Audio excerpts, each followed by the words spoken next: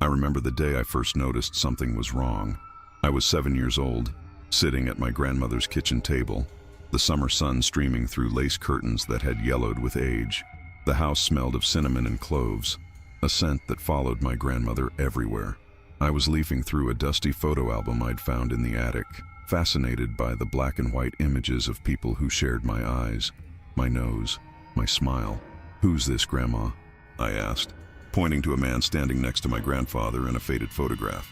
He was tall and lean, with dark hair slicked back, his arm draped casually over my grandfather's shoulder. Both men were smiling, but there was something about the tall man's smile that seemed off, like he knew something no one else did. The change in my grandmother was immediate. The wooden spoon she'd been using to stir her famous apple butter clattered to the floor.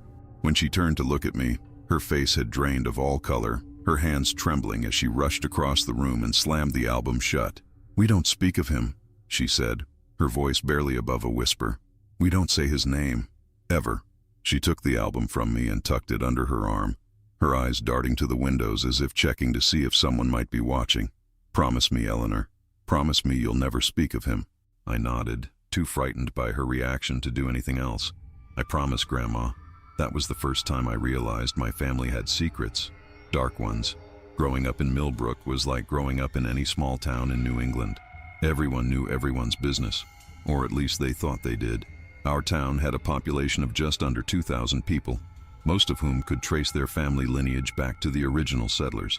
My family had been there since 1842, when my great-great-great-grandfather built the house we still lived in on Pine Hill Road. The house itself was a character in my childhood, a sprawling Victorian with gabled roofs, a wraparound porch, and more rooms than we knew what to do with. It creaked and groaned with the changing seasons, as if it were alive and breathing alongside us. I loved every inch of it, from the hidden cupboard beneath the stairs to the attic with its treasure trove of forgotten heirlooms. But after that day in the kitchen, I began to notice things. Little things at first. How my mother and grandmother would exchange glances whenever someone new came to town. How they would check and double-check the locks at night. How my grandmother would sometimes stop mid-sentence and tilt her head as if listening for something the rest of us couldn't hear. "It's nothing," she'd say when I asked about it. "Just the house settling." But I knew better. The house had its own sounds, and I knew them all. This was something else.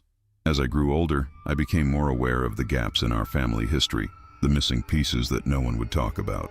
There were cousins I'd never met, aunts and uncles whose names were only mentioned in hushed tones when they thought I wasn't listening. And then there was him, the man in the photograph whose name was forbidden. I called him the Nameless One in my mind, building elaborate fantasies about who he might be. A spy, perhaps, or a criminal on the run. Maybe he'd done something so terrible that my family had disowned him, struck his name from our history like the ancient Egyptians had done with pharaohs who fell from grace. When I was 12, I found the photo album again, hidden in the back of my grandmother's closet behind shoeboxes filled with ancient receipts and birthday cards. I was supposed to be looking for her pearl earrings, which she wanted to wear to Sunday service. But the moment my fingers brushed against the leather cover of the album, I forgot all about the earrings. I sat cross-legged on the floor of her bedroom, the album open on my lap, and there he was again, the Nameless One. There were more photos of him than I'd realized. Him leaning against a car I didn't recognize, the license plate too blurry to read. Him at what looked like a family picnic, his arm around a woman I didn't know, and one of him standing in front of our house, his face half in shadow despite the bright day, looking up at the windows as if searching for someone. The sound of my grandmother's footsteps on the stairs gave me just enough time to shove the album back where I'd found it and pretend to be searching through another box. "Did you find them?" she asked from the doorway. I shook my head, not trusting myself to speak. Could she tell I'd been looking at the forbidden photographs? Could she sense it somehow? "Never mind," she said, coming into the room. "I think I left them in the bathroom." She paused, looking at me oddly. "What's wrong, Eleanor? You look like you've seen a ghost." "Nothing," I said quickly. Too quickly. "Just dusty in here." She nodded, but her eyes lingered on the closet door for a moment too long. That night I heard her moving around long after everyone else had gone to bed. The next day, when I checked, the album was gone. High school brought new distractions. Friends, boys, dreams of college, and escape from our small town. But the mystery of the Nameless One continued to haunt me. I'd catch snippets of conversations between my mother and grandmother. always falling silent when I entered the room. Once I overheard my grandmother on the phone, her voice tight with fear. "He's been seen again," she was saying. "In Hartford this time. Margaret swears it was him." "After all these years?" my mother replied, incredulous. "It can't be. You know what he said." My grandmother's voice dropped even lower. "He said he'd come back for us. All of us." I didn't know then what those words meant, but they sent a chill down my spine that I can still feel today when I think about them. My grandmother passed away the summer after I graduated from college. I'd been away, studying literature at a university on the West Coast, determined to put as much distance between myself and Millbrook as possible. Not because I didn't love my family, but because I felt smothered by the weight of unspoken secrets, of glances exchanged over my head, of doors that closed whenever I approached. I flew back for the funeral, of course. My grandmother and I had always been close, despite the wall of silence she'd built around certain aspects of our family history. She'd been the one who'd encouraged my love of books, who'd sat with me for hours as I read aloud from Jane Eyre and Wuthering Heights. She'd taught me to bake her famous apple butter, to knit, to recognize the different birds that visited our garden. She'd been the one constant in my life, the North Star by which I navigated my childhood. Her funeral was small, just family and a few close friends. As I stood by her grave, watching the casket being lowered into the ground, I felt a strange sensation, as if someone was watching me. I looked up, scanning the small crowd, and for just a moment, I thought I saw a man standing at the edge of the cemetery, partially hidden by an ancient oak tree, tall and lean, with dark hair now streaked with gray. But when I blinked, he was gone, and I convinced myself it had been a trick of the light, a manifestation of grief. After the service, we gathered at the house on Pine Hill Road for the reception. I wandered through the rooms, nodding at distant relatives and accepting condolences from neighbors I barely remembered. The house felt different without my grandmother, emptier, colder somehow, despite the summer heat and the bodies packed into the parlor. "Eleanor," my mother called, her face drawn with grief and something else I couldn't quite identify. "Come with me." She led me upstairs to my grandmother's bedroom, untouched since she'd been taken to the hospital 3 weeks earlier. The bed was still made with military precision, her reading glasses still on the nightstand next to a dog-eared copy of Pride and Prejudice. "Your grandmother left something for you," my mother said, reaching into the pocket of her black dress and pulling out a small brass key. "She wanted you to have this after she was gone." I took the key, turning it over in my palm. It was old, the metal worn smooth in places from years of handling. "What does it open?" My mother's eyes darted to the window, a gesture so reminiscent of my grandmother that my throat tightened. "She said you'd figure it out, that you always were too curious for your own good." She hesitated, then added, "Eleanor, whatever you find, be careful. Some questions are better left unanswered." With that cryptic warning, she left me alone in my grandmother's room, the key cold and heavy in my hand. It took me 3 days to find what the key opened. 3 days of searching every lock in the house, from the antique secretary desk in the study to the padlock on the garden shed. I was about to give up when I remembered the hidden cupboard beneath the stairs, a small space where I used to hide as a child, pretending I was Harry Potter or Lucy Pevensey, waiting for magic to find me. The cupboard had a false back, something I'd discovered accidentally when I was 9 and then promptly forgotten about. It had been empty then, just a hollow space in the wall, dusty and disappointing, but when I pushed against the panel now, it swung open to reveal a small metal box with a keyhole that looked just the right size for my grandmother's key. My hands were shaking as I inserted the key and turned it. The lock clicked open, and I lifted the lid to find a bundle of letters tied with faded blue ribbon, a small leather-bound journal, and a photograph I'd never seen before. It showed my grandmother as a young woman, perhaps in her early 20s, standing next to the man from the album, the nameless one. They were both smiling, her head tilted toward him, his arm around her waist. They looked happy, in love even. I untied the ribbon and picked up the first letter. The paper was thin and yellowing. The ink faded to a sepia brown. It was dated June 12, 1954. "My dearest Rebecca," it began. "My grandmother's name. I count the days until I can see you again. The hours we spend apart are an agony I can scarcely bear." The letter was signed, simply, J. J. I finally had a letter, if not a full name. I read through the stack of letters, each one more passionate than the last. telling a story of a love affair that had clearly consumed them both. Jay wrote of their secret meetings, of plans for a future together, of a love that would transcend time itself. The last letter was different, dated October 31st, 1957. The handwriting was rushed, almost frantic. Rebecca, they know. I don't know how, but they know what I've done, what I am. I have to leave, but I promise I will come back for you, no matter how long it takes, no matter what stands in our way. They can't keep us apart forever. Wait for me, and remember, speak my name, and I will find you. Always, Jay. I set the letters aside and picked up the journal. My grandmother's handwriting filled the pages, entries spanning from 1954 to 1960. It told a story so incredible, so terrifying, that at first I thought it must be fiction. My grandmother's attempt at a horror novel, perhaps. But as I read on, the details were too specific, too raw with emotion to be anything but the truth as she had experienced it. According to her journal, James Holloway, had come to Millbrook in the spring of 1954, taking a room at the boarding house on Elm Street. He was charming and handsome, with an easy smile and stories of travels to exotic places. Everyone in town was captivated by him, but none more so than my grandmother, who was 22 and working at the town library. They began a secret romance, meeting in the woods beyond Pine Hill, at the abandoned Simmons farm outside of town, anywhere they could be alone. My grandmother wrote of his kisses, of the way he looked at her as if she were the only woman in the world, of how he promised to take her away from Millbrook to see all the places he'd told her about, Paris, Rome, Cairo. But there was something else about James, something my grandmother only hinted at in her earlier entries. He seemed to know things, about people, about events that hadn't yet happened. He would tell her to avoid certain places on certain days, and later she would learn of accidents or crimes that had occurred exactly where he'd warned her not to go. It's as if he can see the future, she wrote. He says it's just intuition, but it's more than that. Sometimes when he talks about the past, it's as if he was there, even for events that happened long before he was born. He describes them with such vivid detail, such certainty. As their relationship deepened, James began to share more with my grandmother. He told her he had a gift, or a curse, depending on how you looked at it. He claimed he was much older than he appeared, that he had lived many lives, that he could move through time in ways others couldn't. He says he was born in 1857, my grandmother wrote, and that he stopped aging when he was 30.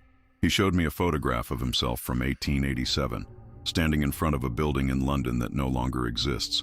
He is wearing the fashion of the time, but his face, it's the same, exactly the same. I should think he's mad, but I've seen other evidence.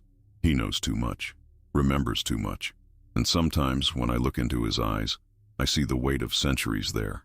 According to my grandmother, James had been searching for something his entire extended life, a way to end his condition, to age and die naturally like everyone else. He'd traveled the world, consulting with scientists, mystics, anyone who might have answers. His search had led him to Millbrook because of rumors about a local family, the Caldwells, who were said to possess an ancient artifact with the power to grant or remove immortality. The Caldwells don't know what they have, my grandmother quoted James as saying. It's been in their family for generations, passed down as a simple heirloom. They think it's just an old medallion with strange markings. But it's so much more than that. James had ingratiated himself with the Caldwell family, becoming a regular guest at their home, all while searching for the medallion. And then, in October of 1957, he found it and took it. He showed it to me tonight, my grandmother wrote. A small disc of metal unlike any I've seen before, covered in symbols I don't recognize. He was elated, saying this was the key to everything, that now he could control his condition, perhaps even share it with someone else, with me.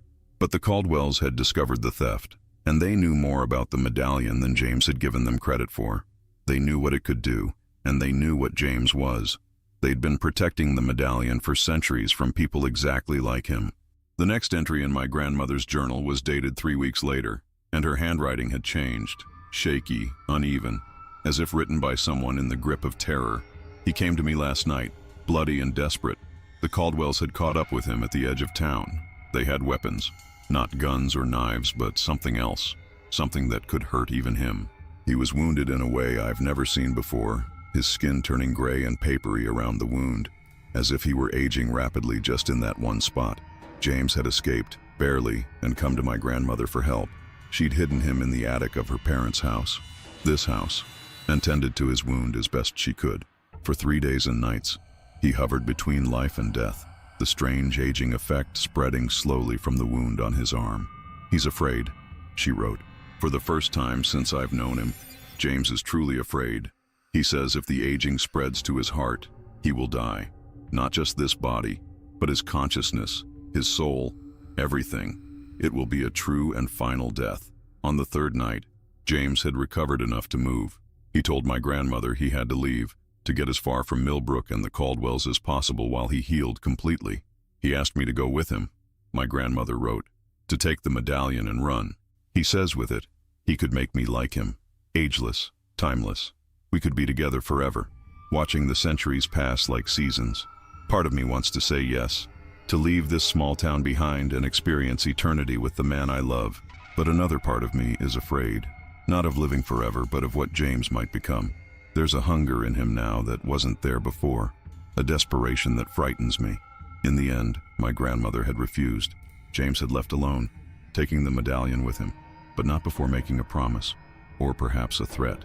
"He held my face between his hands and made me swear never to speak his name aloud," she wrote.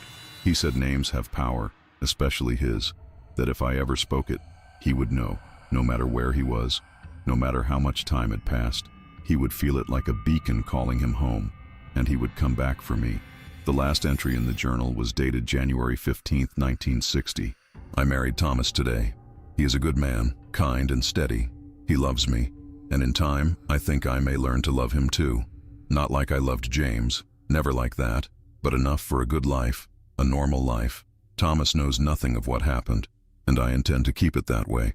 The Caldwells have kept their distance, though Mr. Caldwell nodded to me at church last Sunday in a way that makes me think he knows I was involved somehow. Perhaps they're just grateful the medallion is gone from Millbrook, along with James. I still dream of him sometimes, of his eyes, of his touch, of the future he promised me. But I've made my choice. I've chosen the path of mortality, of normality. I will have children, and they will have children. I will age, I will die, as all humans are meant to do. But I will keep my promise. I will never speak his name, and I will teach my children, and my children's children, to do the same. Because I know in my heart that James will keep his promise too. If he hears his name spoken by someone of my blood, he will come back, and God help us all if he does." The journal ended there, but my grandmother's story didn't. She had indeed had children, my mother and my Uncle David. She had taught them the same rule she had taught me, never to speak of the man in the photographs, never to say his name. A superstition, I had always thought, a strange family quirk, but now I knew better. I sat in the hidden cupboard for a long time, the letters and journals spread around me, trying to make sense of it all. Part of me wanted to dismiss it as the delusions of a young woman caught up in a passionate affair, or perhaps the early signs of the mental illness that had plagued my great-grandfather in his later years. Time travelers and immortals belonged in books and movies, not in real life, not in my family history. But there were the photographs, James looking exactly the same in pictures supposedly taken years apart. And there was the fear I'd seen in my grandmother's eyes whenever the subject of the nameless one came up, a fear too visceral to be based on nothing. I gathered everything back into the metal box and locked it, taking it up to my old bedroom. I needed time to process what I'd discovered, to decide what to do with this information. That night, I dreamed of James Holloway. He stood at the foot of my bed, looking just as he did in the photographs, his dark eyes fixed on me with an intensity that made it hard to breathe. "Eleanor," he said, his voice soft and mesmerizing, "you found her journal. You know about me now." I tried to speak but couldn't, my voice frozen in my throat. "Don't be afraid," he said, moving closer. "I loved your grandmother very much. I would never harm anyone of her blood." He sat on the edge of the bed and I could smell him. A strange metallic scent mixed with something older, like dust in ancient tombs. "But I need your help, Eleanor. The medallion was stolen from me 5 years ago. Without it, I'm beginning to age again, but not naturally, in patches, in fits and starts. It's excruciating." He rolled up his sleeve to show me his arm, and I had to stifle a scream. His skin was a patchwork of youth and age, smooth and tanned in some places, wrinkled and spotted in others, as if different parts of him were aging at wildly different rates. The people who took it brought it back to Millbrook, he continued, back to the Caldwells. I can feel it calling to me, but I can't get close enough to retrieve it. The Caldwells have protections against people like me, but you could get it for me, Eleanor. You could walk right into their house, take it, and bring it to me. Do this, and I'll leave Millbrook forever. Your family will never have to fear me again. I woke with a start, my heart pounding, my nightgown soaked with sweat. Just a dream, I told myself. Just a nightmare brought on by reading my grandmother's journal. But when I looked at the clock on my nightstand, I noticed something that made my blood run cold. The hands had stopped at exactly 3:33 a.m., the witching hour, as my grandmother used to call it, the time when the barrier between worlds was thinnest. And there, on the hardwood floor next to my bed, was a set of wet footprints, as if someone had walked in from the rain and stood watching me as I slept. But there had been no rain that night, and the footprints led nowhere, ending abruptly in the middle of the room. I didn't sleep again that night, sitting up in bed with the lights on, jumping at every creak and groan of the old house. By morning, the footprints had dried, leaving only the faintest outline on the polished wood. I needed answers, and I knew where to start looking for them. The Caldwell family was still in Millbrook, still one of the town's oldest and most respected families. Martin Caldwell, the current patriarch, ran the local historical society and museum, housed in what had once been the town's first schoolhouse. I waited until the afternoon, when the museum would be open to visitors, and walked the familiar route from Pine Hill Road to Main Street. Millbrook hadn't changed much in the years I'd been away. The same storefronts lined the main drag, the same oak trees shaded the town green, the same people nodded to me as I passed, though some had more gray hair now, more lines around their eyes. The museum was empty when I arrived, just as I'd hoped. Martin Caldwell was behind the reception desk, his white hair neatly combed, his bow tie perfectly centered. He looked up when the bell above the door jangled, and his polite smile faltered for just a moment when he saw me. "Eleanor Harrison," he said, recovering quickly. "Back in town for your grandmother's funeral, I presume. My condolences. Rebecca was a fine woman." "Thank you," I said, approaching the desk. "Actually, I was hoping to speak with you about something. About a historical matter." Martin's eyes narrowed slightly, but his smile remained fixed in place. "Of course. That is what I'm here for, after all. What period of Millbrook history are you interested in?" 1957, I said, watching him carefully. Specifically, October of that year. The change was subtle but unmistakable. A tightening around his eyes, a slight straightening of his posture. "An interesting time," he said carefully, "but not one with many notable events, I'm afraid." "What about James Holloway?" I asked, the name falling from my lips before I could stop myself. "Is he a notable event?" Martin went very still, his face draining of color, just as my grandmother's had that day in the kitchen so many years ago. "Where did you hear that name?" he asked, his voice barely above a whisper. I hesitated, then decided on honesty. "My grandmother's journal. I found it after she died. She wrote about him, about what he was, about the medallion he stole from your family." Martin glanced at the door, then at the windows, as if checking to see if we were truly alone. Finally, he reached beneath the desk and pressed something, a button or switch I couldn't see. There was a soft click, and I heard the lock on the front door engage. "Come with me," he said, standing up. "This isn't a conversation we should have in the open." He led me through the museum, past glass cases displaying arrowheads and colonial-era household items, old photographs and faded documents, to a door marked "Private, Staff Only." Beyond it was a small office, the walls lined with books, the desk buried under stacks of papers. Martin gestured for me to sit in the visitor's chair while he closed and locked the office door behind us. Then he moved to a filing cabinet in the corner, unlocked it with a key from his pocket, and withdrew a thick folder. "Your grandmother never told you about him," he said. It wasn't a question. "She kept her promise." "Yes," I said. "She forbade us from even saying his name. I never knew why until I read her journal." Martin nodded, setting the folder on the desk between us. "Rebecca was wiser than I gave her credit for back then. Young and foolish in love, perhaps, but wise enough in the end." He opened the folder to reveal more photographs, newspaper clippings, handwritten notes. "James Holloway has many names, many faces, though the one he showed your grandmother is his true face, the one he returns to again and again." He pushed a photograph across the desk to me. It showed a man who was unmistakably James, though he wore different clothes, his hair styled differently. The picture was dated 1923, taken in Chicago. "We've been tracking him for generations," Martin said.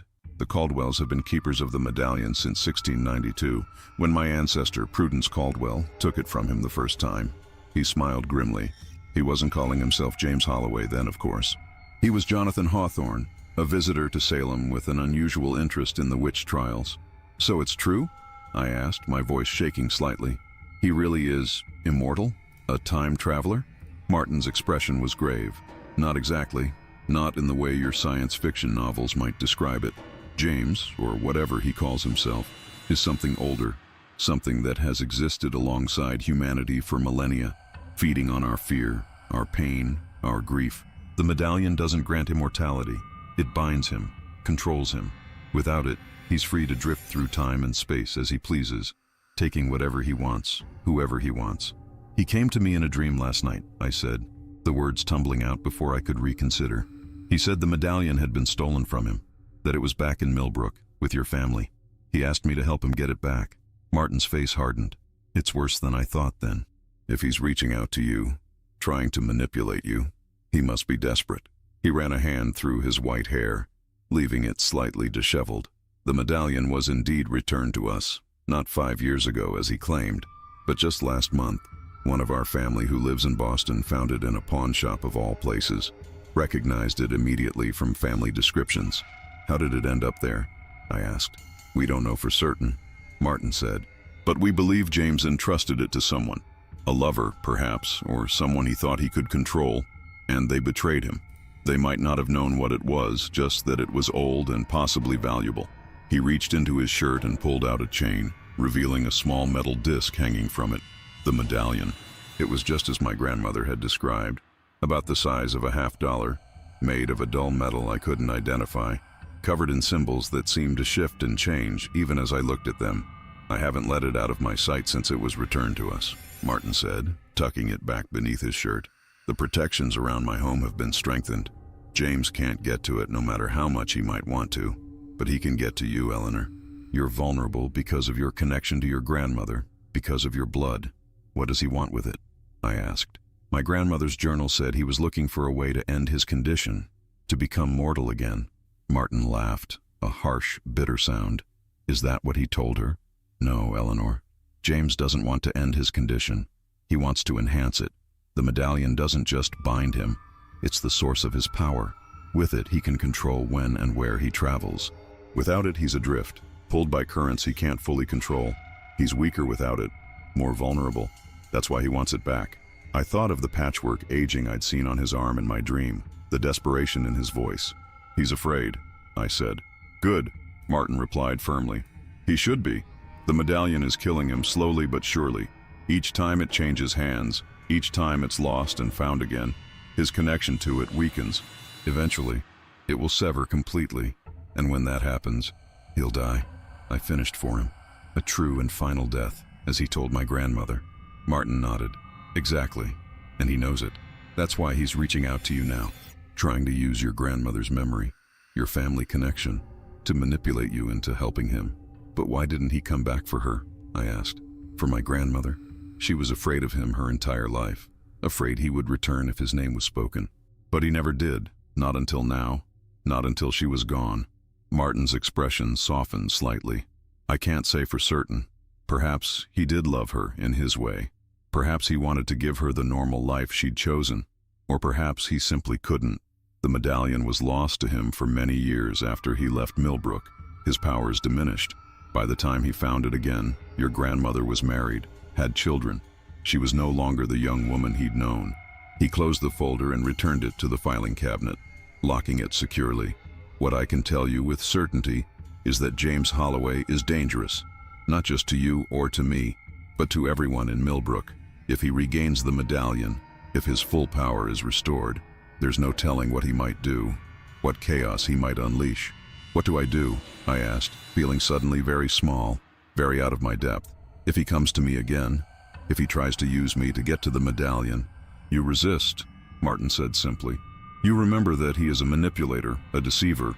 He will say whatever he thinks will sway you, that he loved your grandmother, that he means no harm, that he just wants to be free of his curse. None of it is true. He reached across the desk and took my hand, his grip surprisingly strong for a man his age. And you come to me, day or night, no matter the hour. The Caldwells have been dealing with James Holloway for centuries. We know how to protect ourselves, and we can protect you too. I left the museum with more questions than answers, my mind reeling from everything Martin had told me. Part of me still wanted to dismiss it all as elaborately constructed fiction, a shared delusion between my grandmother and the Caldwell family. But the evidence was mounting, becoming harder to ignore or explain away. As I walked back toward Pine Hill Road, I had the distinct sensation of being watched. I stopped in the middle of the town green, turning slowly in a full circle, scanning the faces of the few people out and about in the late afternoon. None of them were paying particular attention to me, going about their business as usual. But then I noticed him. Across the green, partially hidden by the Civil War memorial, a tall figure in a dark coat. Even at this distance, I recognized him immediately, James Holloway, looking exactly as he had in the photographs, exactly as he had in my dream. Our eyes met, and he smiled, a slow, knowing smile that made my skin crawl. I blinked, and he was gone, as if he'd never been there at all. That night, I double-checked all the locks in the house, drawing all the curtains tight against the gathering darkness. I considered calling my mother, who was staying with my aunt in Hartford until the weekend. But what would I tell her? That I'd found grandmother's secret journal, that I'd spoken with Martin Caldwell about an immortal being who might be stalking me, that I might have seen said being in the town green. She'd think I was having some kind of breakdown, and honestly, I wasn't entirely sure she'd be wrong. Instead, I made myself a cup of tea, my grandmother's special blend of chamomile and lavender, and settled in the living room with the TV on for company, the sound turned low. I must have dozed off at some point, because suddenly, I was aware of standing in the kitchen, though I had no memory of walking there. The kitchen was different, older somehow. The modern refrigerator had been replaced by an icebox, the electric stove by a cast-iron monstrosity that burned wood. The digital clock on the microwave was gone, replaced by a simple mechanical clock on the wall, its hands pointing to 3:33. And I wasn't alone. James Holloway sat at the kitchen table, looking exactly as he had in my dream, in the town green, in the photographs. He was peeling an apple with a small knife, the red skin coming away in one long, continuous spiral. "Hello, Eleanor," he said without looking up. "I've been waiting for you." I tried to back away, to run, but my feet wouldn't move. I was frozen in place, my heart hammering in my chest. "Don't be afraid," he said, setting the knife down and finally meeting my gaze. "This is just a dream, a way for us to talk without interference from the Caldwells." He gestured to the chair across from him. "Please, sit." Against my will, my legs carried me to the chair, and I sat down, my hands folded in my lap to hide their trembling. "You spoke with Martin today?" James said. It wasn't a question. "He told you his version of our shared history, I assume? That I'm some kind of monster, a threat to be contained?" He smiled sadly. "The Caldwells have never understood what I am, what the medallion is. They've built their family identity around being my jailers, my enemies. The truth is far more complex." "What are you then?" I asked, finding my voice at last. "If not what Martin described." James set the peeled apple on the table between us, perfectly smooth and white. "I'm a traveler, Eleanor, a witness to history. I've seen civilizations rise and fall, watched as humanity built and destroyed and built again. I've loved and lost more times than I can count. And yes, I've done things I'm not proud of, made choices that seemed right at the time, but led to suffering. Who hasn't, over a life as long as mine? "You're not human," I said. He shrugged, an oddly modern gesture for someone claiming to be centuries old. "Not anymore, perhaps, but I was once. The medallion changed me, made me something other, not better or worse, just different, removed from the normal flow of time. And my grandmother? Was she just another in a long line of women you've loved and left?" A flash of genuine pain crossed his face. "Rebecca was special. One of the few people in all my years who saw me, truly saw me, and wasn't afraid, who loved me despite knowing what I was." He leaned forward, his dark eyes intense. "I wanted to take her with me, to share my gift with her. We could have had eternity together, Eleanor, but she chose differently, and I respected her choice. I stayed away, as she wanted, until now." I said, until she was dead and couldn't tell me to stay away from you. James sat back, a small smile playing at the corners of his mouth. Clever girl, just like your grandmother. Yes, I've kept my distance, watched from afar as Rebecca built her life without me. As she had children, as those children had children. As you were born, grew up, moved away. His smile faded. But circumstances have changed. I'm running out of time, Eleanor. He rolled up his sleeve again, showing me his arm. It was worse than in my previous dream. The patchwork aging had spread, the contrast between young and old skin more pronounced, more grotesque. The medallion is killing me, he said, echoing Martin's words from earlier. Each day the aging spreads further. Soon it will reach my heart, and when it does, he left the sentence unfinished, rolling his sleeve down again. The Caldwells know this. They're counting on it. They want me to die, to cease to exist, to trouble them no more. Martin said the medallion is the source of your power, I said, that you want it back to enhance your condition, not end it. James laughed, a genuine sound of amusement. Of course he did. The Caldwells have always feared what they don't understand. The medallion is killing me because it's been separated from me for too long. It needs to return to its rightful owner, me, or it will pull me apart piece by piece. He reached across the table and took my hand, his touch burning cold. Help me, Eleanor. Get the medallion from Martin Caldwell and bring it to me. I'll leave Millbrook immediately, I swear it. You'll never see or hear from me again. Your family will be free of this curse that Rebecca unwittingly placed upon you all. And if I refuse? I asked, trying to pull my hand away, but his grip tightened. Then I'll die, he said simply. And in my final moments, as the medallion tears me from existence, there will be disruptions, temporal anomalies, you might call them, rifts in the fabric of reality. Millbrook sits on a convergence point. It's why I was drawn here in the first place, why the medallion found its way here. If I die in proximity to that convergence point, the results would be catastrophic. You're threatening me, I said, threatening the entire town. James released my hand, his expression regretful. I'm stating a fact. My death will not be a quiet thing, Eleanor. The medallion has been part of me for too long. Our separation will send shockwaves through time itself. Everyone in Millbrook will suffer, not just the Caldwells who have worked so hard to bring about my end. He stood up, the kitchen around us beginning to fade, the edges of my vision growing dark. Think about it, Eleanor. The choice is yours. Help me and save your town, or stand with the Caldwells and watch as Millbrook is torn apart. He leaned down, his lips close to my ear. You have until midnight tomorrow. Come to the old Simmons farm at the edge of town. Bring the medallion. Come alone. I woke with a start, still on the sofa in the living room, the TV now showing an infomercial for kitchen gadgets. My teacup had fallen to the floor, the ceramic shattered, the liquid long since soaked into the carpet, and on the coffee table in front of me, perfectly centered on the glass surface, was a red apple, peeled completely, its skin removed in one continuous spiral. The next day dawned gray and threatening, heavy clouds hanging low over Millbrook like a portent.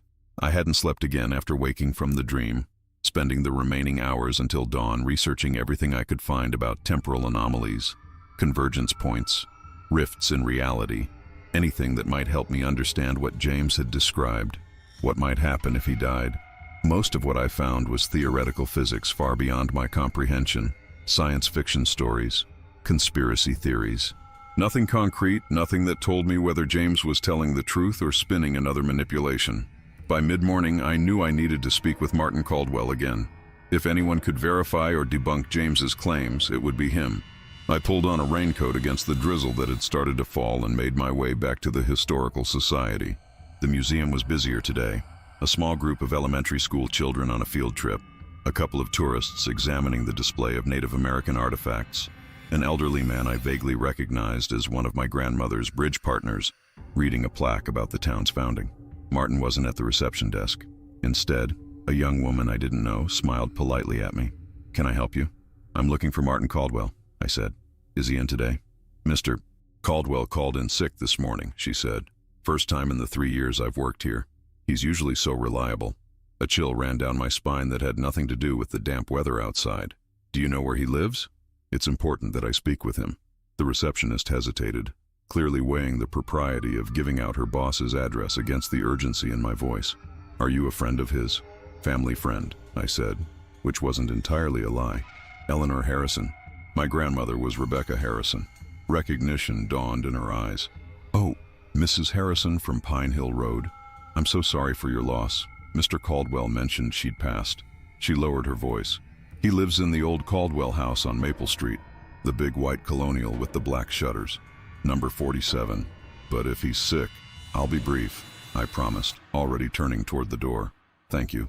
The rain was falling more heavily now, drumming against my hood as I hurried through the town center toward Maple Street. I knew the Caldwell house by reputation, one of the oldest in town, built in 1723, a perfect example of colonial New England architecture that had been featured in historical preservation magazines. When I reached it, I paused at the gate, taking in the imposing facade. White clapboard siding, black shutters, a wide front porch with classical columns, all surrounded by a meticulous garden now glistening with rain.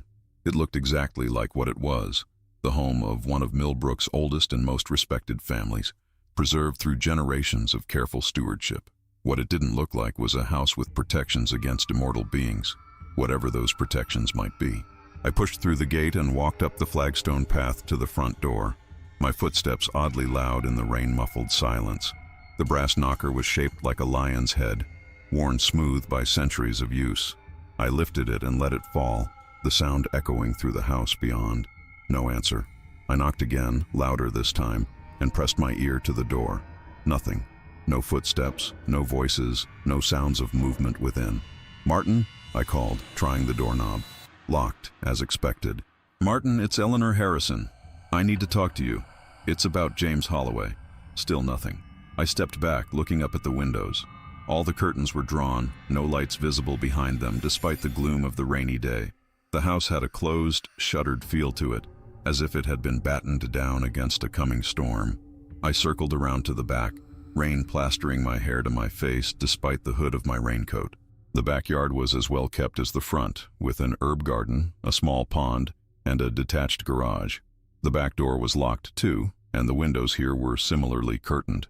But one window, a small one that I guessed led to a bathroom, was cracked open slightly. It was too high for me to reach on my own, but there was a garden bench nearby that I could drag over. I hesitated, aware that I was about to commit breaking and entering. But the sense of wrongness, of danger, had only grown stronger since I'd arrived. Something had happened to Martin Caldwell, I was sure of it, and it had something to do with James Holloway and the medallion. I moved the bench beneath the window and climbed up, pushing the window further open. It was just big enough for me to squeeze through, though it was an undignified process that left me sprawled on the bathroom floor, soaking wet and slightly bruised. "Martin?" I called again, getting to my feet. "It's Eleanor. I'm sorry for breaking in, but I was worried." The house was silent, the only sound the ticking of a grandfather clock somewhere and the patter of rain against the windows. I moved cautiously from the bathroom into a hallway, then into what appeared to be the main part of the house. A large, open living area with antique furniture, oriental rugs, and walls lined with bookshelves. "Martin?" A sound caught my attention, a soft, rhythmic thumping coming from somewhere below me. The basement, perhaps? I spotted a door that might lead downstairs and approached it cautiously, my heart pounding in my chest. The door was locked, but the key was in the lock, as if someone had secured it from this side. I turned it and pulled the door open, revealing a steep staircase descending into darkness. "Martin?" I called down. "Are you there?" The thumping sound grew louder, more insistent. I felt along the wall for a light switch and flipped it. Nothing happened. The power was out, or the bulb was burnt out, or someone had deliberately disabled the lights. I took out my phone and switched on the flashlight function, illuminating the staircase. I hesitated at the top, every instinct telling me to turn around, to leave, to call the police. But what would I tell them? That I was worried about a man based on a conversation about an immortal time traveler? Taking a deep breath, I started down the stairs, the beam of my flashlight bouncing off the stone walls, casting long, distorted shadows. The basement was larger than I expected, divided into several rooms. The main space was a workshop of sorts, with a large table in the center covered in tools and books, shelves along the walls filled with jars of unidentifiable substances, bundles of dried herbs, small boxes and containers labeled in a spidery handwriting I couldn't read from a distance. The thumping was coming from behind another door, this one secured with not just a lock, but a heavy wooden bar. Someone had gone to considerable trouble to keep whatever was behind that door contained. "Martin?" I called again, approaching the door cautiously. "Are you in there?" The thumping stopped, replaced by a muffled voice I couldn't quite make out. "I'm going to try to open the door," I said, setting my phone down so the flashlight illuminated the door and the bar securing it. "Stand back if you can." The bar was heavy, but I managed to lift it and set it aside. The lock was more challenging, an old-fashioned keyhole with no key in sight. I looked around the workshop, searching for where a key might be hidden. The voice behind the door grew more insistent, though I still couldn't make out the words. I turned back to the door, noticing for the first time the symbols carved into the wood. Similar to those on the medallion, but larger, more elaborate. They seemed to move in the shifting light of my flashlight, changing shape and meaning as I looked at them.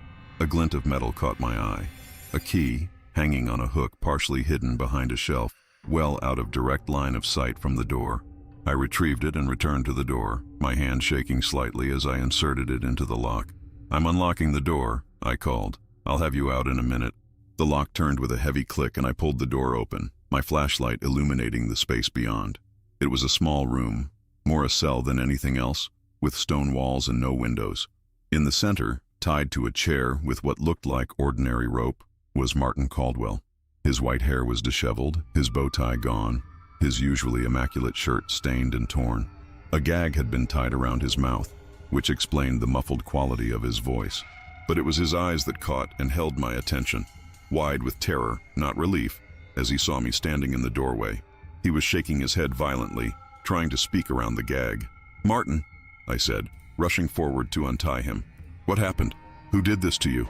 I pulled the gag from his mouth and he gasped, drawing in a deep breath. "Eleanor, run," he said, his voice hoarse. "It's a trap. He's here."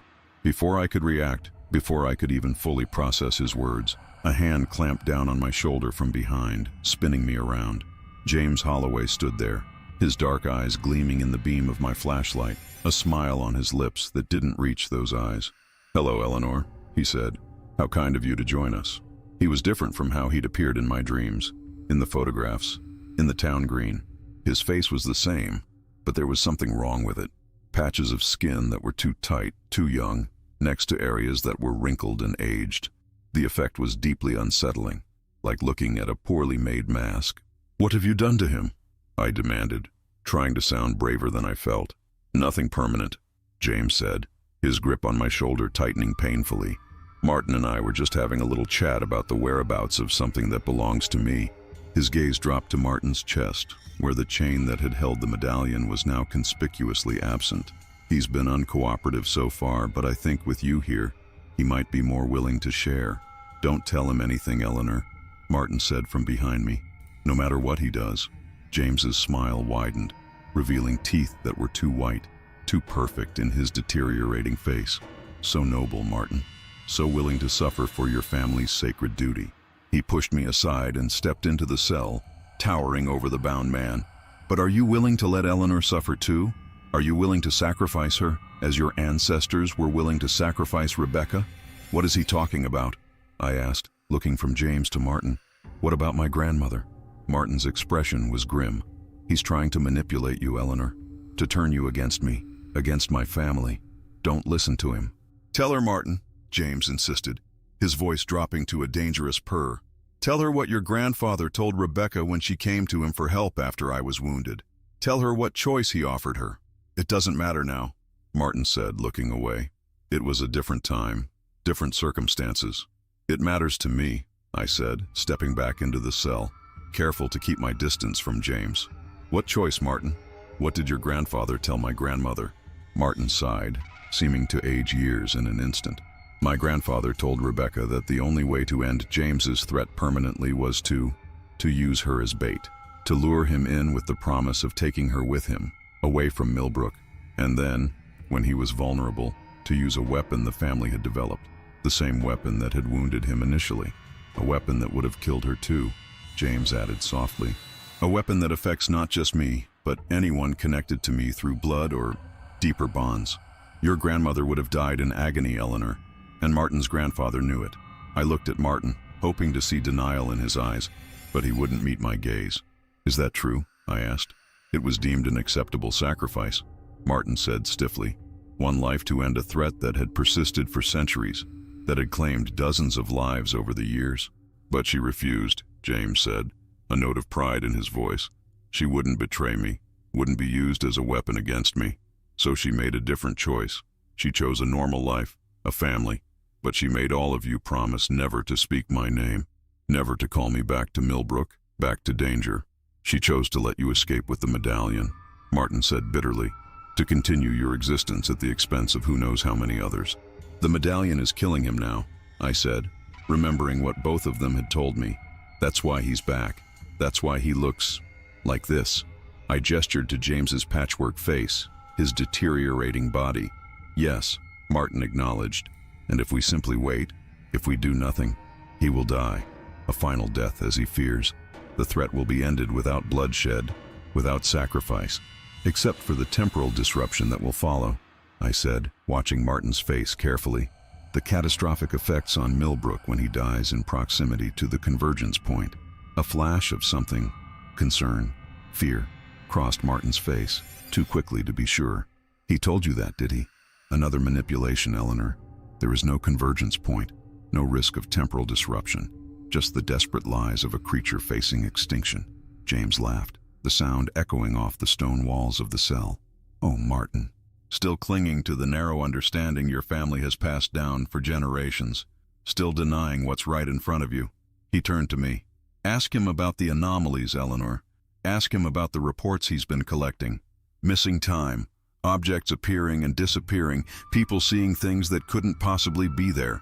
Ask him why the Historical Society has a file cabinet full of local folklore that describes exactly these phenomena, dating back centuries.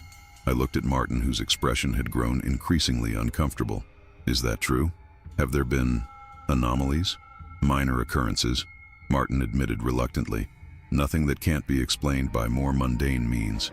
Mass hysteria, shared delusions, the power of suggestion. The power of a convergence point growing more unstable by the day, James corrected. A rift in reality that's been contained more or less by my connection to the medallion. A connection that's failing, that will shatter completely when I die. He moved closer to me, his voice softening. I'm not asking you to take my word for it, Eleanor. I'm asking you to look at the evidence, to make your own decision. Not for my sake, but for Millbrook's, for everyone you care about. I stepped back, my mind racing. Both men were asking me to trust them, to believe their version of events, their interpretation of what was happening. Both had reason to lie to me, to manipulate me for their own ends. But one of them had tied up the other and locked him in a basement cell. Where's the medallion, Martin? I asked, making my decision. What have you done with it? Martin's face hardened. I'm not going to tell you, Eleanor. I can't. The risk is too great. The risk of doing nothing seems greater, I said. If James is telling the truth, if there really is a convergence point, if his death really would cause some kind of temporal disaster. He's lying, Martin insisted. He's always been a liar, a manipulator. It's how he's survived this long, how he's evaded justice for his crimes. What crimes, Martin? I asked. You've told me he's dangerous, a threat, but you haven't told me what he's actually done, what harm he's caused. Martin's eyes darted to James, then back to me. He's a thief of time, Eleanor. He takes what isn't his, moments, experiences, lives. He inserts himself into history, changes things to suit his purposes, then moves on, leaving chaos in his wake. I observe, James corrected. I witness. Yes, I've intervened at times. Who wouldn't, with the power to do so? But I've saved more lives than I've taken, prevented more suffering than I've caused. You play God, Martin spat. You decide who lives, who dies, what changes, what remains the same. No one should have that power. Yet your family has appointed itself my judge, jury, and executioner, James replied. You decide my fate, the fate of the medallion, potentially the fate of Millbrook itself. How is that different? I'd heard enough. Whatever the truth was, it lay somewhere between these two men and their competing narratives. But I couldn't stand by and do nothing, not with the possibility of catastrophe hanging over my head, over the entire town. I'm going to look for the medallion, I said, stepping toward the door of the cell. I need to see it for myself to understand what we're dealing with. Eleanor, don't, Martin pleaded. If you give it to him, if you restore his full power, there's no telling what he might do. I haven't decided what I'm going to do yet, I said truthfully. but I need all the information before I can make that decision." James moved to block my path, his deteriorating face twisting into a smile. "A wise choice, Eleanor. But you don't need to search the house. I already know where the medallion is." He reached into his pocket and pulled out a small object, holding it up for me to see. The medallion hanging from its chain, the symbols on its surface seeming to writhe and pulse in the beam of my flashlight. "You had it all along?" I asked, confused. "Then why tie up Martin? Why this whole charade?" "Because the medallion isn't enough on its own," James said, his smile fading. "It needs to be freely given, freely accepted. That's the nature of its power, the condition of the bond it creates. I can hold it, but I can't use it, can't reconnect with it fully unless someone gives it to me willingly." He held it out to me, the chain dangling from his fingers. "Someone like you, Eleanor. Someone of Rebecca's blood." I stared at the medallion, mesmerized by the shifting symbols, the dull gleam of the metal. It looked so ordinary, so harmless. Yet 2 men were willing to go to extraordinary lengths to possess it or keep it contained. "Don't do it, Eleanor," Martin said from behind me. "Whatever he's promised you, whatever he's threatened, it's not worth the risk." "I promised to leave," James reminded me. "To take the medallion far from Millbrook, to trouble your family no more. One simple action from you and everyone is safe. Me, you, the town. All you have to do is take the medallion and place it around my neck. That's all." I reached out slowly, my fingers hovering just above the medallion. I could feel something emanating from it. Not heat, not cold, but a kind of presence, as if the medallion itself was alive, aware, watching me. "Eleanor, please." Martin's voice was desperate now. "Think about what you're doing."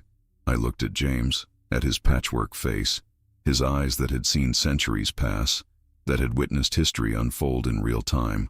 "If I do this," I said, "you swear you'll leave Millbrook? Leave my family alone?" "You have my word," James said solemnly. "I've had my fill of this town, of the Caldwells and their misguided crusade. All I want is to continue my existence, to heal, to travel freely again. And the convergence point, the temporal anomalies, will stabilize once the medallion and I are reconnected," he promised. "The rift will close, Millbrook will be safe." I made my decision. I reached out and took the medallion from James, feeling its weight in my palm. It was heavier than it looked, as if it contained more mass than its size suggested was possible. "Eleanor, no!" Martin shouted, struggling against his bonds. "You don't know what you're doing." "I think I do," I said quietly, closing my fingers around the medallion. "I'm trusting my instincts." I turned away from James, toward Martin, and saw the despair in the old man's eyes, the certainty that I had doomed us all, and perhaps I had. Perhaps I was making a terrible mistake. But then I thought of my grandmother, of the love she had described in her journal, of the choice she had made to protect both James and herself, of the fear she had lived with for decades, always wondering if he would return, if the name that must not be spoken would somehow be spoken. I moved to Martin's side and knelt down, bringing the medallion close to the ropes that bound him. "I'm sorry," I whispered, "but I have to be sure." I pressed the medallion against the rope around Martin's wrist, not knowing what to expect, not even sure why I was doing it. But something told me, some instinct, some inherited knowledge perhaps, that if the medallion truly was what both men claimed it to be, it would react to the material that was restraining a Caldwell, a keeper of its secrets. For a moment, nothing happened. Then the rope began to smoke, to blacken and curl away from the metal disc as if it had been touched by fire. Within seconds, the rope had disintegrated, freeing Martin's right hand. James lunged forward with a snarl, but he was too late. Martin's free hand shot out, grabbing something from his pocket, a small vial of clear liquid. He smashed it against the floor at James's feet, and a cloud of silvery mist erupted, enveloping the tall man. James screamed, a sound of pure agony that made me clap my hands over my ears, the medallion still clutched in my fist.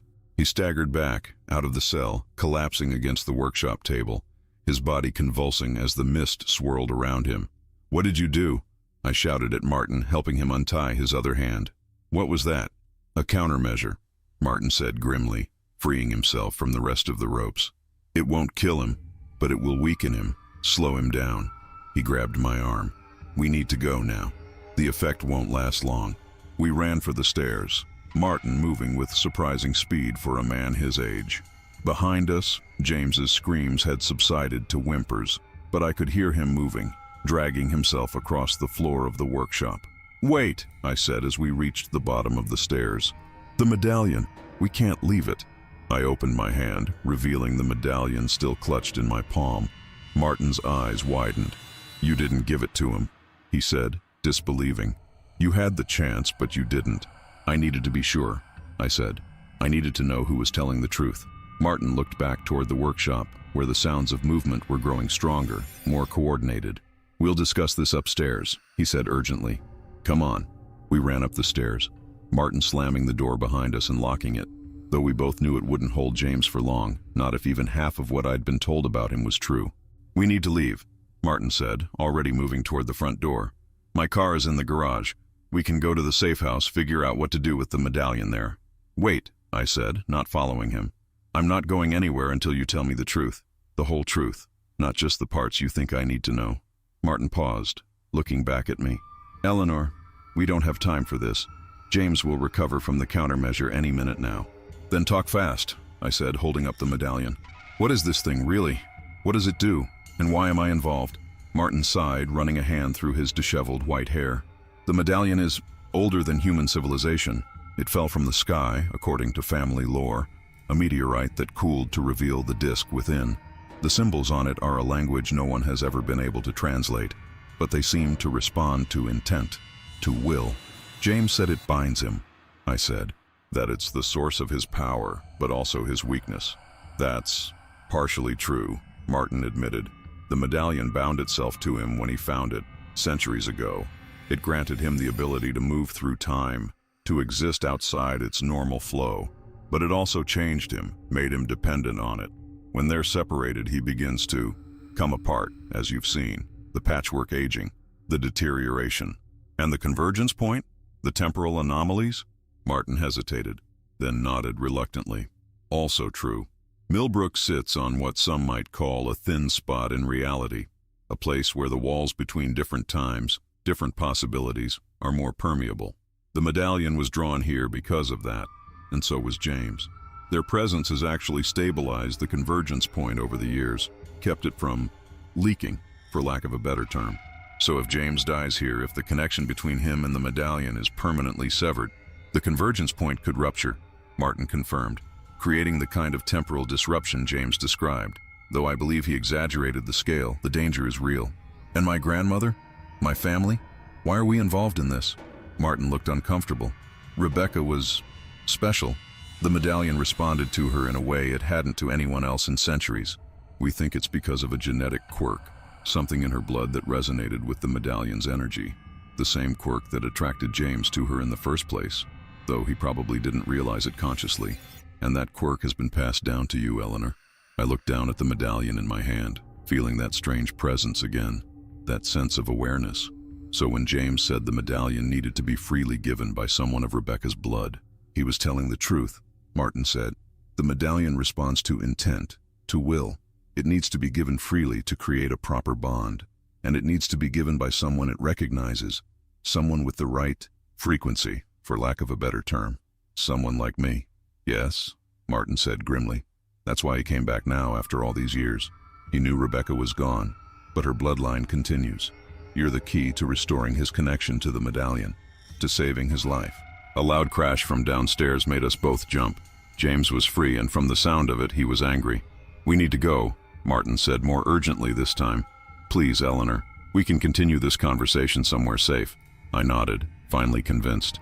Whatever the whole truth was, whatever nuances and complexities I was still missing, one thing was clear. James Holloway was dangerous, and he wanted the medallion more than anything. We ran for the front door, Martin grabbing a coat from the rack as we passed. The rain had intensified, drumming against the roof and windows. Martin fumbled with his keys, his hands shaking as he unlocked the door. "The garage is around back," he said. "Stay close to me." We dashed out into the rain, but we'd only made it halfway down the front path when the door burst open behind us. James stood in the doorway, his face a twisted mask of rage and pain, the silvery mist still clinging to his clothes, his skin. "Eleanor!" he shouted, his voice distorted, almost inhuman. "The medallion! Give it to me! Run!" Martin yelled, shoving me toward the gate. "Go, I'll hold him off." "But, go!" Martin turned to face James, pulling something else from his pocket. Another vial, this one filled with a dark liquid. "Get to the safe house. You know where it is." I didn't, but there was no time to argue. I clutched the medallion tightly and ran, pushing through the gate and out onto Maple Street. The rain was blinding now, soaking me to the skin within seconds. Behind me, I heard James roar again, followed by the sound of breaking glass and Martin's shout of pain. I ran without direction at first, just trying to put distance between myself and the confrontation at the Caldwell house. The streets of Millbrook were deserted, everyone sensibly inside on such a miserable day. The rain washed away any sound of pursuit, but I didn't slow down, my lungs burning, my legs aching. I found myself on Main Street, passing the darkened windows of the Historical Society, the library where my grandmother had worked, the diner where I'd spent countless Saturday mornings as a child. Familiar places made strange and threatening by what I now knew, by what was happening. Where could I go? Where would be safe from James? The house on Pine Hill Road was empty, my mother still in Hartford. The police station? What would I tell them? That I was being chased by an immortal time traveler who wanted a magical medallion. The church, I decided. St. Michael's at the end of Main Street. It was old, built in the 1700s with thick stone walls and heavy doors. It might not stop James for long, but it would give me time to think, to plan. I changed direction, heading for the church's spire visible through the rain. As I ran, I became aware of oddities. Moments where the rain seemed to freeze in midair, suspended for a heartbeat before continuing its fall. Glimpses of buildings that shouldn't be there. A blacksmith's forge where the pharmacy now stood. A dirt track instead of paved road beneath my feet. The convergence point was becoming unstable, just as James and Martin had warned.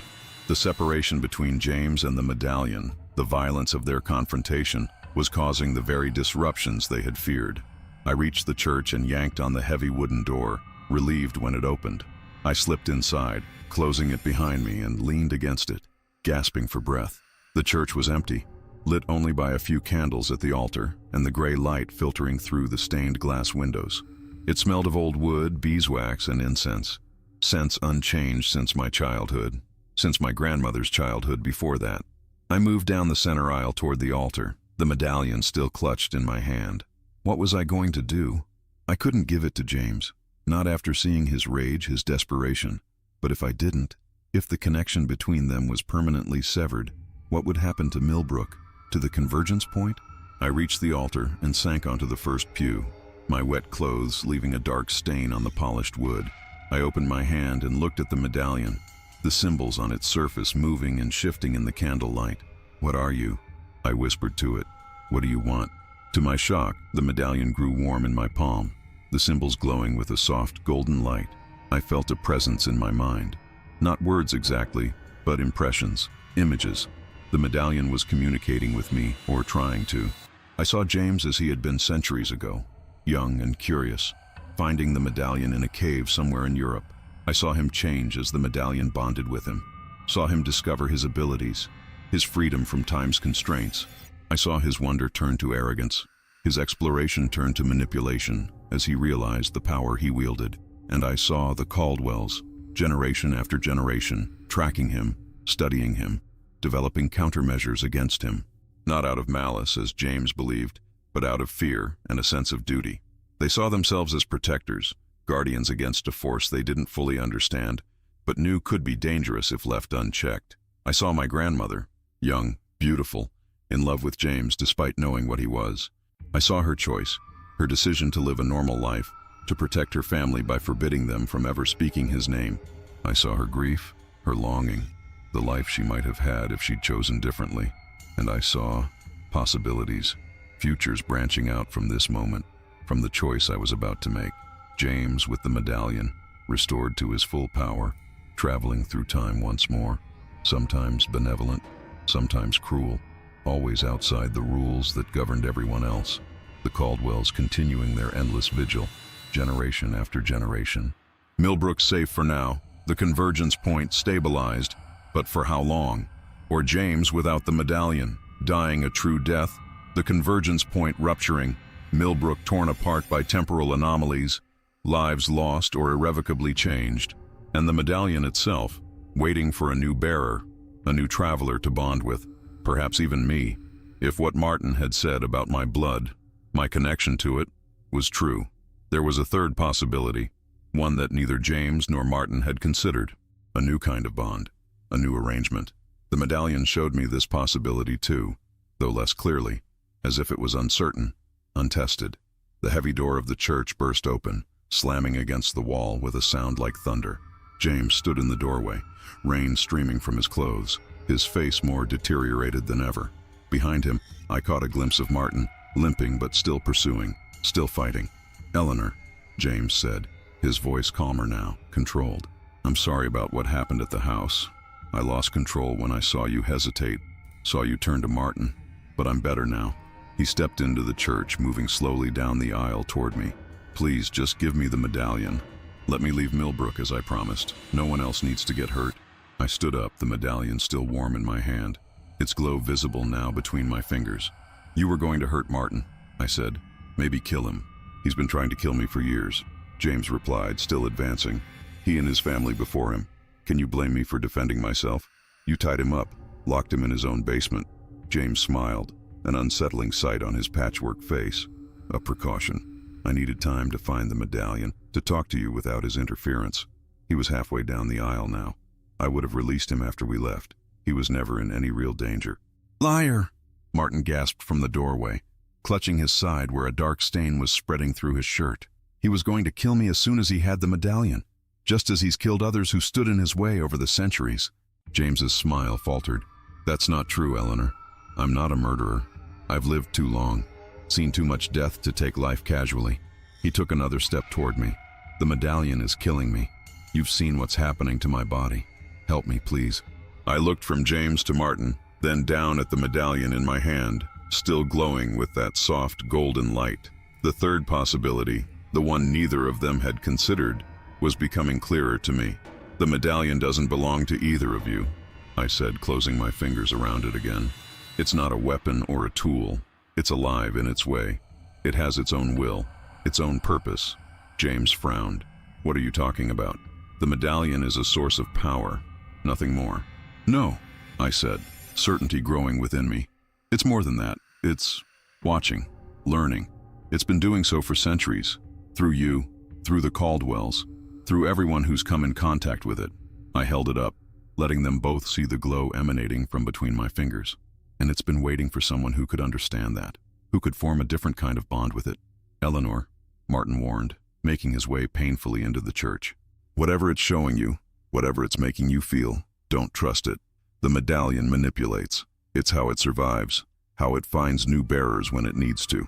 "Maybe," I acknowledged, "but I think it's also trying to evolve, to find a better way of existing in our world. It doesn't want to control or be controlled. It wants partnership." James's expression had changed, a mix of fear and fascination replacing his desperation. "What are you going to do?" I took a deep breath, feeling the medallion's warmth spreading up my arm, its presence growing stronger in my mind. "I'm going to make a new choice, different from the one my grandmother made, different from anything the Caldwells have tried, different from what you want, James." I lifted the medallion by its chain and, before either man could stop me, placed it around my neck. The effect was immediate and overwhelming. The glow intensified, enveloping me in golden light.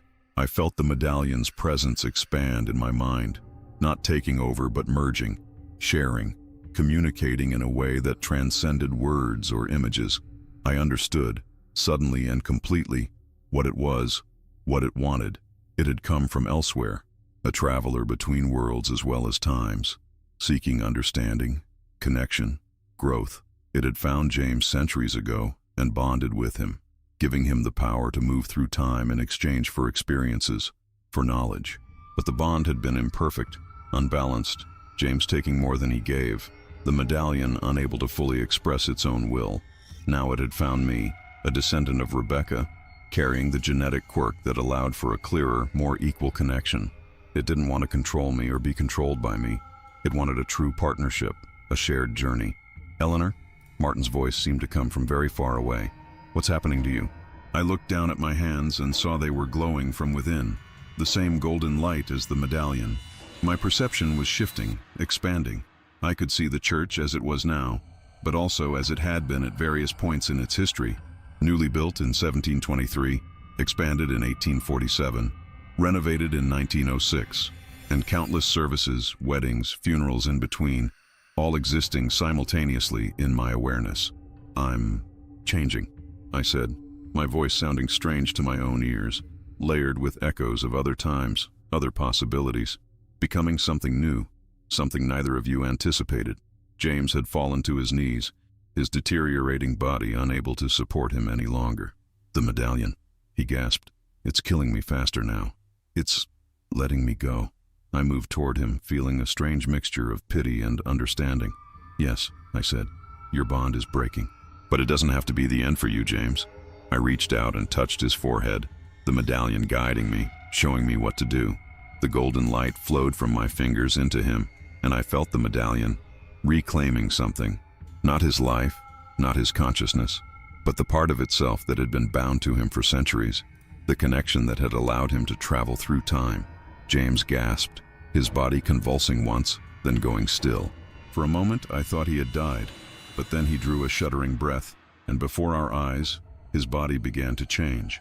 The patchwork aging smoothed out, the deterioration reversed, leaving him looking normal, human, his true age, which I now knew was 34 when he'd found the medallion in 1587. "What did you do to me?" he asked, his voice steady, without the strain of pain for the first time since I'd met him. "I freed you," I said. "The medallion has taken back the power it gave you, the connection that was killing you. You're mortal now, James. You'll age and die like everyone else." He stared at his hands, turning them over in wonder. "I can feel it, the weight of centuries. It's gone. I'm just me again." "Yes," I said, stepping back. "You have a chance to live a normal life now, to experience the world as everyone else does, one day at a time, 1 year at a time. Make the most of it." I turned to Martin, who was leaning against a pew, his wound still bleeding but not as heavily as before. The medallion was guiding me again, showing me what needed to be done.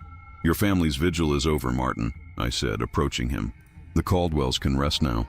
James is no longer what he was." And I hesitated, feeling the medallion's presence in my mind, gentle but insistent. "I will be something different, a new kind of traveler, with a different purpose."